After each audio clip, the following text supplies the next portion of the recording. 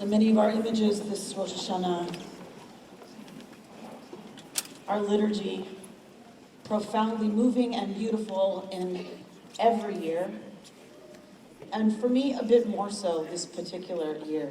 It's been an interesting summer for me.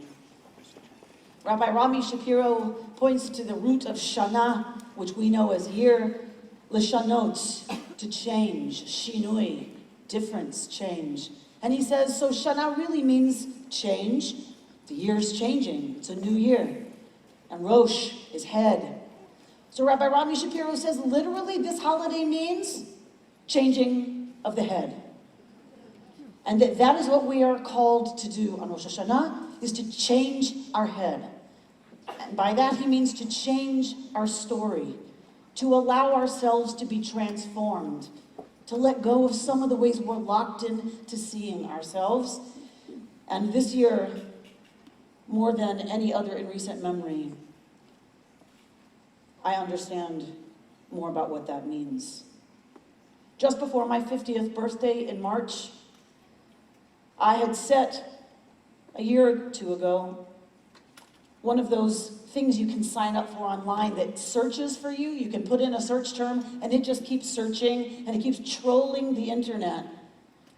And I had put into this internet search engine the name of my birth mother, because I'm always hoping for a hit, always hoping for some piece of information, since I have nothing other than she was pregnant, getting a divorce in 1965, had 2 other children, and needed to give me away because she couldn't keep me. I always knew that that was a generous and difficult choice for her. And I had always fantasized of telling her someday how grateful I was that she'd made that choice, and how much I owe her, and that I'm fine most days. I'm good most days, and how grateful I am for the life that I have. So this search engine hit on her address in Philadelphia, where I was born. And so I made the very difficult decision that by my 50th birthday, I would have a letter in the mail to that address. So my senior staff held me accountable to that decision, and they said, you have 2 more days, Amy, to write that letter. Your birthday is on Friday. I said, yes, thank you, I'm aware of that.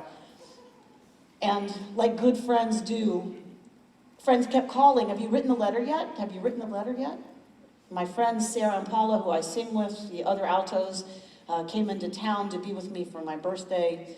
And so we sat together while I cried and cried and cried and cried and typed and cried and cried and typed until I felt I was done. And we cried together as we held the letter in our hands and prayed that it should do whatever it was supposed to do in this world.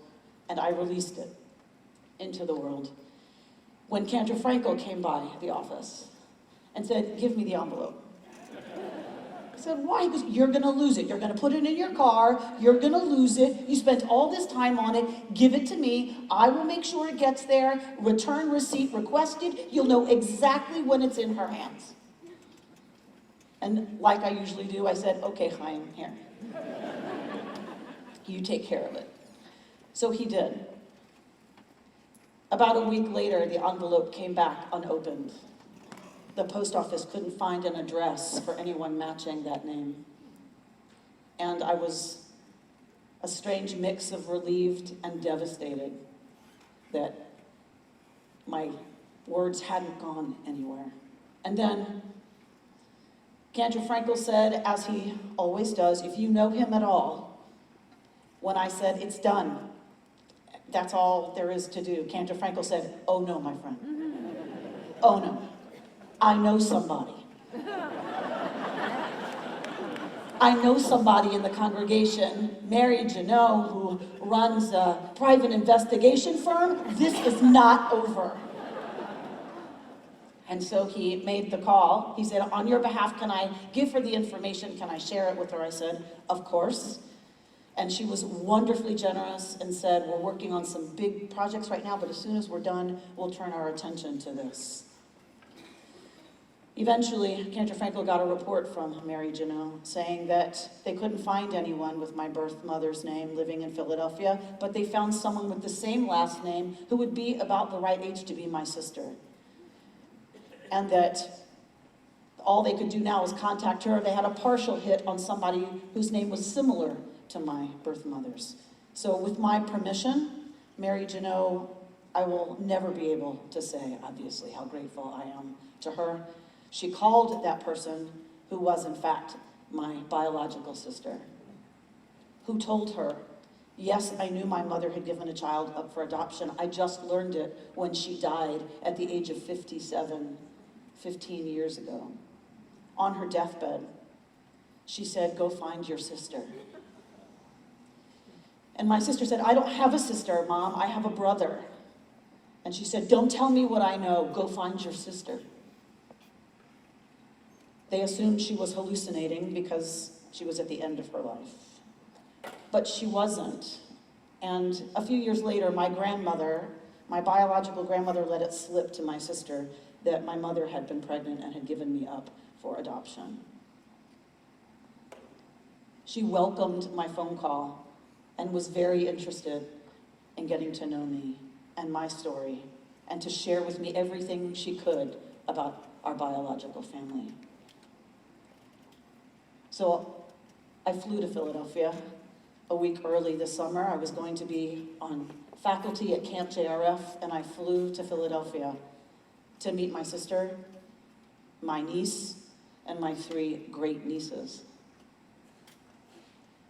When I got home from that trip, I became what my partner Judy would call a bit obsessed with Ancestry.com. And spent a lot of time looking through all of the documents that once were only available on microfiche in libraries, now are right there in our living rooms. And I looked through record after record after record after record. Census logs is the great way to get a lot of this, apparently, who knew, to get this information. Handwritten census logs. And when you study those census logs, as you find another person and another person and another person on Ancestry.com, here's how it goes. You find a record of birth. Then you find a census that says how old they are. Then you find a marriage license record. Then you find another census that says how old they are now, and another census that says how old they are now, until you find a death certificate. And after the death certificate, a headstone, the picture of which you can find on cemetery.com. This happened again and again and again and again and again and again as I went back 6 generations on one side. And all the way back, the Bernstein family comes from Lithuania. And I always said, but that's not really my story. It's my Jewish cultural heritage, but it's not my story. I'm not a Litvak. I'm a little shiksa baby. I have no Litvak anything. Guess where my biological family's from on my mother's side? Lithuania. Turns out I'm a Litvak after all. And as you look through these records and you see a life from birth to death, birth to death, birth to death, over and over and over, I was reminded of that poem that so many of us who attend a lot of funerals have heard, that poem called The Dash. That dash between the year of birth and the year of death. That's what we're given.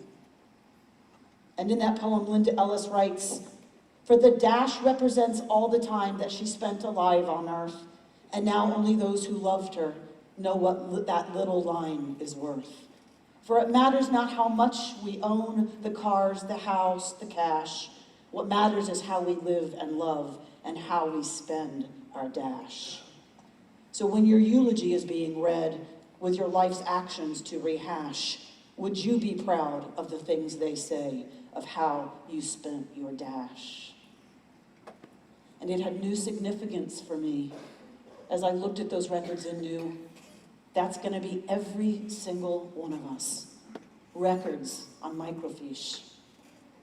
We are given the glorious mystery, this amazing sacred opportunity to live our dash.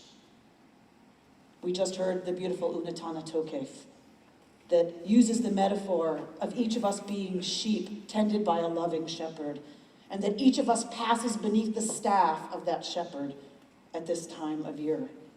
And rather than that making us insignificant, that metaphor is meant to say we are each unique, we are each special, we are each given one unique life to live. In the words of John Gardner, written in the year I was born, he says, "Life is an endless unfolding, and if we wish it to be, an endless process of self-discovery, an endless and unpredictable dialogue between our own potentialities and the life situations in which we find ourselves. The potentialities, not just of intellect, but the gifts, the full range of one's capacity for learning, sensing, wondering, understanding, loving, and aspiring." To stay present to that conversation, that's what we're asked to do at this time of year. That's the gift we're given at this time of year. To allow ourselves to witness the conversation between our potentialities and the circumstances of our lives, even as they change around us. I recently had trouble at night reading without my eyes tearing, and I thought, it probably means I need to go to the eye doctor that I haven't been to in like 10 years. It was probably time. And so I went to the eye doctor, who said, well, the reason, Amy, that you're 50 and haven't had to wear glasses till now is because you have one eye that sees far away and one eye that sees close up. And so you really have what some people get with LASIK surgery. You have this monovision that's enabled you to go without glasses for 50 years. Good for you, but the time has come that both of your eyes need to be focused on the same thing. He said, because you think you're seeing just fine, but when I get your eyes both seeing the same thing at the same time, you will notice a depth perception that you've been lacking until now. We see things that are far away. We see things that are close up. We have our attention in two different places most of the time, and we think we're seeing clearly. We can see just fine, thank you very much. But we don't see at very much depth when we walk through the world that way. Worried about what's out there and what's going to come and what's going to be and what hasn't happened yet, and then worried about what I didn't do yesterday and the to-do list and the emails, all the ways we get so caught up. All the ways we're focused in so many different places that we live in true ambivalence and are never really present. Rabbi Gordon Tucker says we've evolved. We're not Homo sapien anymore. We're a new species called Homo distractus. We are so good at running from ourselves. We can keep ourselves so busy, says John Gardner, and fill our lives with so many diversions, stuff our heads with so much knowledge, involve ourselves with so many people, and cover so much ground that we never have time to probe the fearful and wonderful world within. By middle life, he says, most of us are accomplished fugitives from ourselves. Yom Hara'at Olam. Our tradition calls this not the birthday of the world. That's what you hear people say, but that's not what Hara'ah is. That's not what Harayon is. Yom Hara'at Olam, the day of the conception of the universe, the pregnancy of the universe. Potential, possibility, beginnings, the unknown, the unknowable, but the joy of digging in. The world as it could be, each of us as we could be. That is what we celebrate on Rosh Hashanah. We're given these lenses of Rosh Hashanah and Yom Kippur to correct our vision. Yom Hara'at Olam, the miracle of things potential becoming actual. This is the lens correcting, clearing our focus on what we want. Who do we want to be? What do we want to see grow in our lives, in our world? Who do we wish we would be? The lens of Rosh Hashanah. And we're given the corrective lens of Yom Kippur. What do I need to get rid of if those things are going to be? If that potential is to become actual, what are the ways we sabotage our own desire for growth? What are the ways that we neglect what we want so that it withers in our lives? What are the habits that keep us from fulfilling our own unique potential for, as Gardner said, learning, sensing, wondering, understanding, loving, and aspiring? If we're going to do that, really risk becoming who we want to be, changing, letting go, breaking habits, then we need each other. That's why you're here. That's why we do this together. We need each other. I could not have begun writing that letter, making airline reservations, or picking up the phone to call my sister without Cantor Chaim Frankel.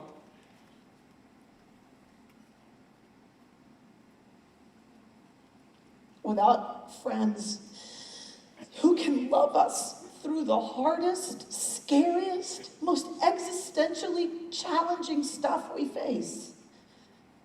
We can do it together. That's what our tradition tells us.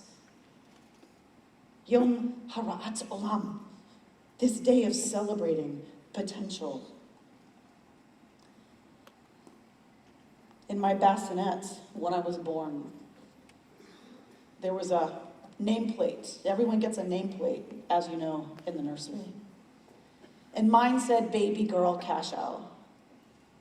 And for 5 days, an infant lay there with no parents, and no name, and no future. But she had potential.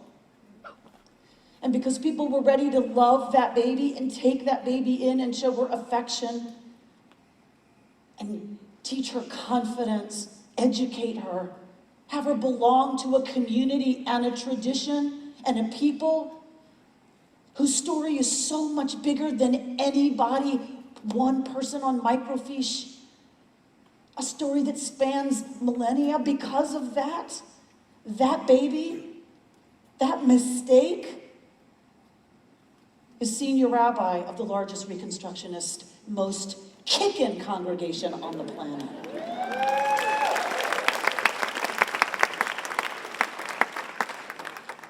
Because we can love each other into that. We can love each other into our potential. And as KI's own author, Laura Diamond, wrote in her recent new novel, Shelter Us, quote, "I can't help but think of her mistake, the mistake that led to my mother's birth, and therefore mine and my kids, all the choices that led to our whole life. Mistakes make us." This is the season during which we acknowledge with courage and hope that our mistakes make us. And we're called by our tradition to choose what and who those mistakes will make us. I've always felt my whole life, until this summer, like an imposter. Because Amy Rose Bernstein never got born. Instead, the mistake that I was assumed her identity. And so I've always walked in shoes that I felt weren't really mine. But in meeting my biological sister, in meeting her daughter and granddaughters, in looking at family photographs and meeting other members of my family on Ancestry.com, I now know something about who baby girl Cashel might have been, and therefore have realized, with an incredible power I never thought possible, that I've truly been Amy Rose Bernstein all along. Both of those were true all along. I was a mistake, and I was Amy Rose Bernstein the whole time.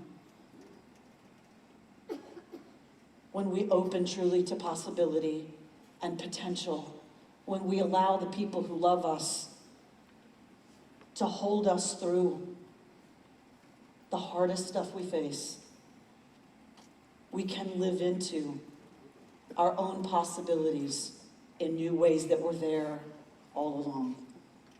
I have a profound new appreciation for the gift of this life, my story, and the arc of holy potential and sacred possibilities that opens before us this year. Shana Tova.